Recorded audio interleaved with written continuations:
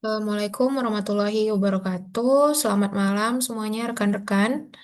Baik, minggu lalu kita sudah bahas ya salah satu metode dalam manajemen project ya, yaitu CPM atau Critical Path Method. Nah, minggu ini kita akan bahas nih sama seperti CPM, tapi ini metode lainnya ya, yaitu metode PERT namanya. Nah, ini juga sama fungsinya seperti manajemen project ya untuk melihat tingkat apa waktu kritis gitu ya untuk dalam suatu kegiatan project gitu. Nah, nama metodenya itu adalah metode PERT atau Program Evaluation and Review Technique. Nah, jadi apa itu PERT? PERT adalah sebuah metode dalam manajemen project yang digunakan yang fungsinya untuk menjadwalkan, mengorganisasikan, dan mengordinasikan tugas-tugas dalam suatu project. Jadi awalnya PERT itu dikembangkan pada tahun 1950 ya oleh Angkatan Laut Amerika di mana di sini untuk pembagian kegiatan proyek gitu ya, kegiatan proyek Angkatan Laut yang kompleks dan melibatkan ketidakpastian dalam waktu gitu. Nah, tujuan utama dari PET itu yaitu pertama untuk mengidentifikasi waktu yang dibutuhkan dalam menyelesaikan proyek, kemudian mengantisipasi dan mengelola ketidakpastian dalam estimasi waktu, kemudian menentukan critical path, jalur durasi terpendek dalam penyelesaian proyek, kemudian membantu manajemen proyek dalam perencanaan, pengambilan keputusan, dan pengendalian proyek gitu ya. Nah, jadi bedanya apa CPM ini, CPM yang kita bahas sebelumnya minggu lalu dan metode part ini. Nah, jadi bedanya untuk metode CPM itu dia lebih waktunya itu sudah diketahui, waktu penyelesaian proyek itu sudah diketahui sebelumnya, sudah ditentukan dan proyek itu merupakan proyek yang berulang-ulang dilakukan seperti contohnya proyek di perusahaan manufaktur, pengadaan barang gitu ya. Nah, itu biasanya digunakan metode CPM. Nah, kalau PERT ini dia dia itu di mana di sini ada ketidakpastian dalam estimasi waktu. Nah, jadi dalam PERT itu nanti ada tiga estimasi waktu dalam penentuan PERT ini, di mana tiga estimasi waktu yang diukur dalam PERT itu ada waktu optimis, kemudian yang disimbolkan dengan A, kemudian waktu realistis disimbolkan dengan M, kemudian waktu pesimis disimbolkan dengan B. Nah, jadi waktu optimis itu adalah waktu tercepat proyek selesai jika semua berjalan dengan baik. Kemudian waktu realistis adalah waktu yang paling mungkin terjadi atau waktu yang make sense untuk terjadi gitu ya. Waktu pengerjaan proyek itu gitu ya. Kemudian waktu pesimis adalah waktu terlama proyek itu akan selesai jika ada banyak hambatan gitu ya. Jadi ada jadi proyek dalam apa ya? uh, Metode PERT ini lebih kegiatan yang project atau kegiatan yang baru gitu ya, belum pasti penyelesaian waktunya gitu ya, penyelesaian waktu projectnya gitu.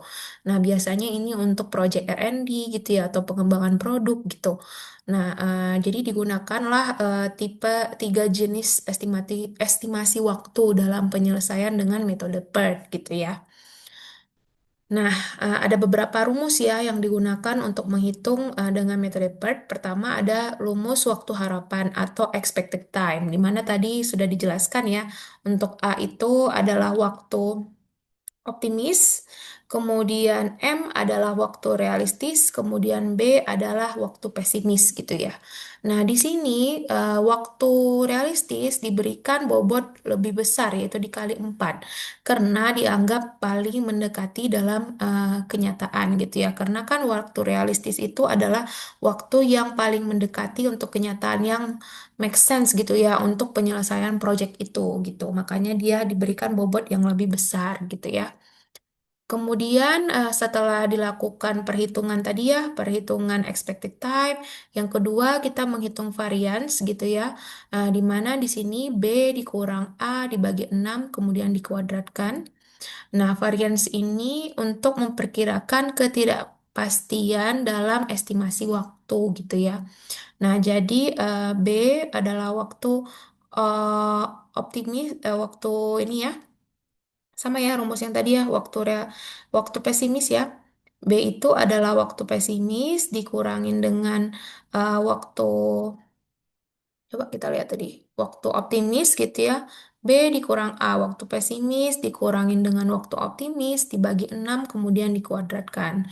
Kemudian ada juga standar deviasi. Setelah menghitung varians, kita menghitung standar deviasi.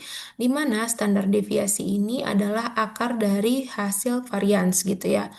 Nah, varians dan standar deviasi ini dihitung pada setiap aktivitas lalu dijumlahkan pada jalur kritis ya, jalur kritis yang sudah ditentukan untuk mengukur ketidakpastian total durasi proyek. Nah, jadi di sini kita tidak mengetahui waktu durasi penyelesaian proyek itu gitu ya.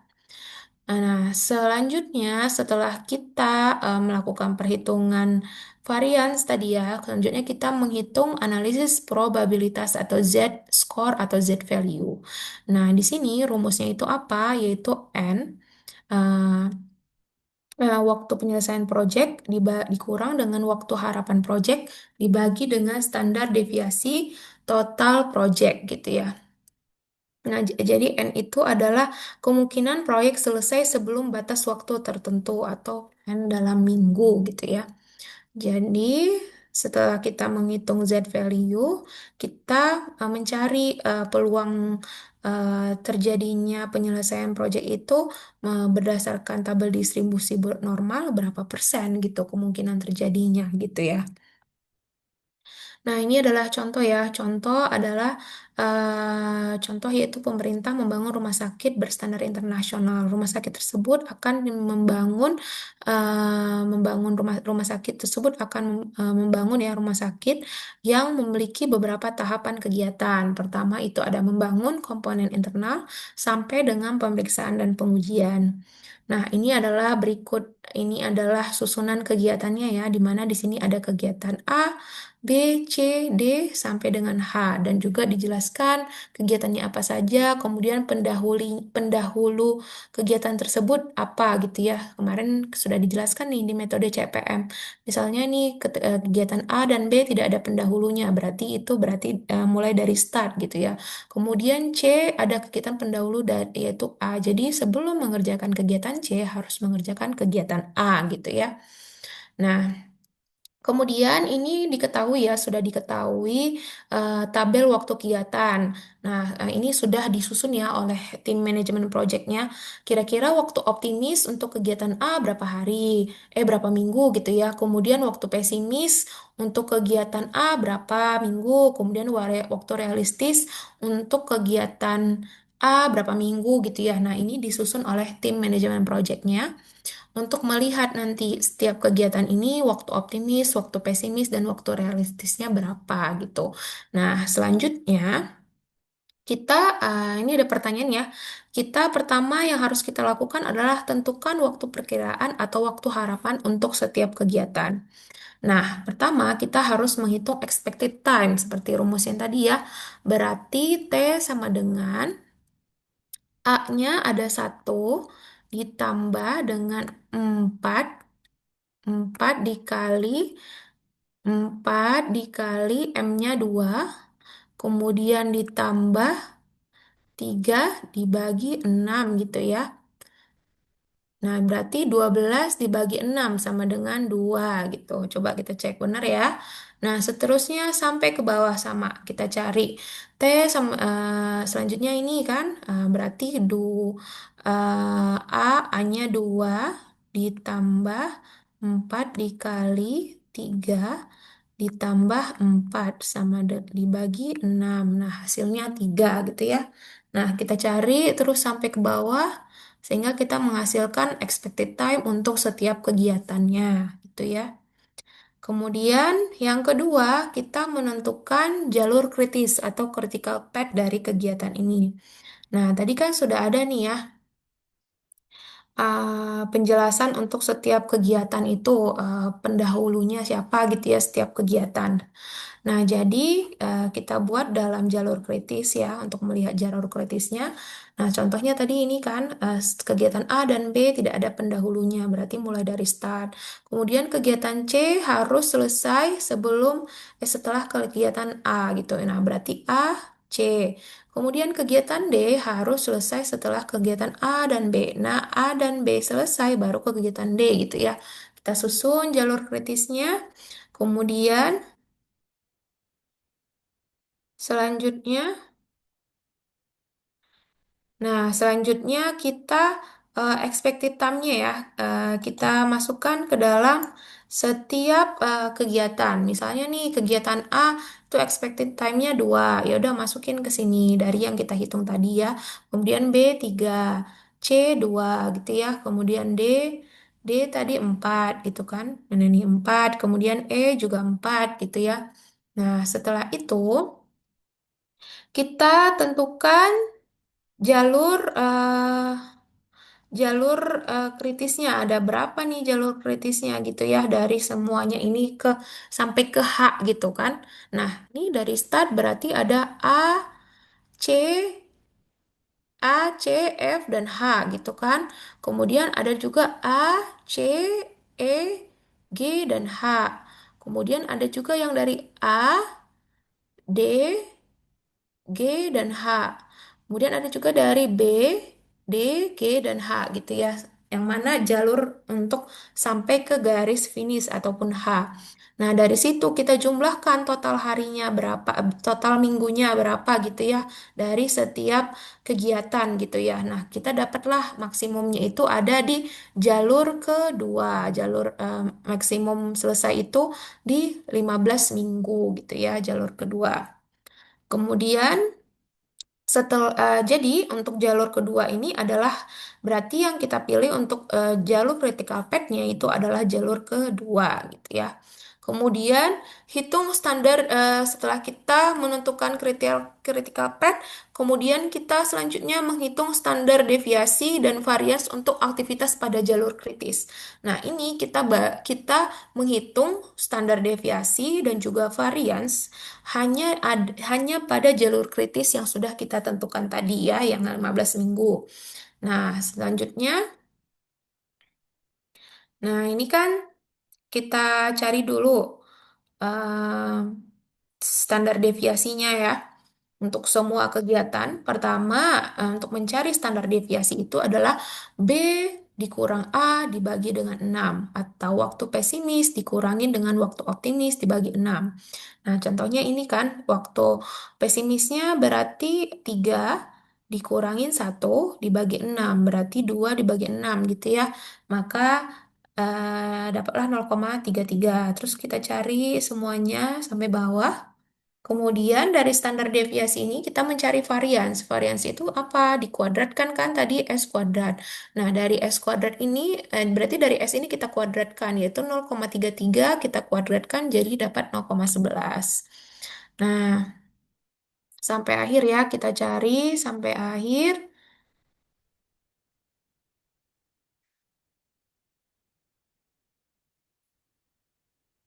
Nah, ini kan tadi sudah kita tentukan ya untuk jalur kritisnya itu yang 15 minggu itu ya ada A, C, E, G, dan H gitu ya.